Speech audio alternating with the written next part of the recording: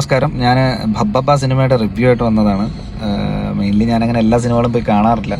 പിന്നെ ലാലേട്ടനും കൂടെ ഉണ്ടെന്ന് കേട്ടപ്പോൾ കാണണമെന്ന് തോന്നി. അതുപോലെ ഈ ദിലീപിൻ്റെ ഈ സിനിമ കാണരുത് കാണണമെന്നൊക്കെ പറഞ്ഞ് കുറേ വീഡിയോസ് ഇങ്ങനെ കാണാറുണ്ട്. അപ്പോൾ എൻ്റെ മൈൻഡിൽ ഈ ദിലീപ് എന്ന് പറഞ്ഞ നടൻ്റെ കാര്യം മാത്രം നമുക്ക് നോക്കിയാൽ മതി എന്നാണ് എൻ്റെ ഒരു വിശ്വാസം. ബാക്കി കാര്യങ്ങൾ എടുത്തിട്ടിട്ട് സിനിമ കാണാതെ നമ്മൾ ബഹിഷ്കരിക്കുകയാണെങ്കിൽ 150 സിനിമ ദിലീപ് അഭിനയിച്ചു കഴിഞ്ഞു. അതിൽ തന്നെ ദിലീപിനെ കൊണ്ട് മാത്രം ചെയ്യാൻ പറ്റുന്ന കുറേ സിനിമകളുണ്ടായിരുന്നു. അതൊക്കെ നമ്മൾ വിജയിപ്പിച്ചത് ആക്കിയത്. അതൊക്കെ പിന്നെ ഇനി മുതൽ കാണാണ്ടെന്നുള്ള അവസ്ഥ ഇപ്പോൾ.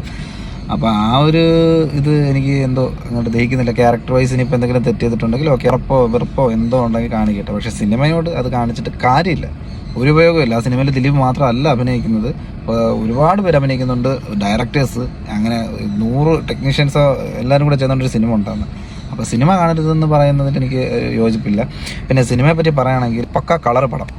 പിന്നെ അവർ തന്നെ ആദ്യമേ പറയുന്നുണ്ട് ഇത് മാഡ്നെസ് നിറഞ്ഞ പടമാണ്, ലോജിക്ക് ഇല്ല എന്ന്. മാഡ്നെസ് എനിക്ക് എവിടെയും ഫീൽ ചെയ്തില്ല. പക്ഷേ എനിക്ക് തോന്നുന്നു ലോജിക്ക് പരമായിട്ട് നമ്മൾ നോക്കാതെ ഈ സിനിമ കണ്ടു കഴിഞ്ഞാൽ നമുക്ക് ഇഷ്ടപ്പെടും. പ്ലസ്സായിട്ട് പിന്നെ ലാലേട്ടനും ദിലീപേട്ടനും കൂടെ വരുമ്പോൾ ഉള്ളൊരു കിട്ടുന്ന ഡാൻസ് ഉണ്ട്. ആ ഡാൻസിൽ തിയേറ്റർ പക്ക വൈബായിരുന്നു. പക്ക വൈബ് എന്ന് പറഞ്ഞു കഴിഞ്ഞാൽ ലാലേട്ടനൊക്കെ അഴിഞ്ഞാടി എന്ന് പറയുമ്പോൾ പറയാം, ആ സംഭവമായിരുന്നു.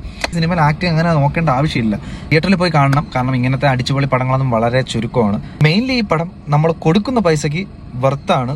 നമുക്ക് ഒറ്റ ടൈം ആസ്വദിച്ച് ഇപ്പോൾ പറഞ്ഞ പോലെ അഴിഞ്ഞാടി ലാലേട്ടനെയും ദിലീപേട്ടനെയും കാണാൻ പറ്റുന്ന ഒരു സിനിമ കണ്ടു നോക്കി. ഇഷ്ടപ്പെടുന്നവർ അവരുടെ അഭിപ്രായം പറയൂ. Comment your opinion.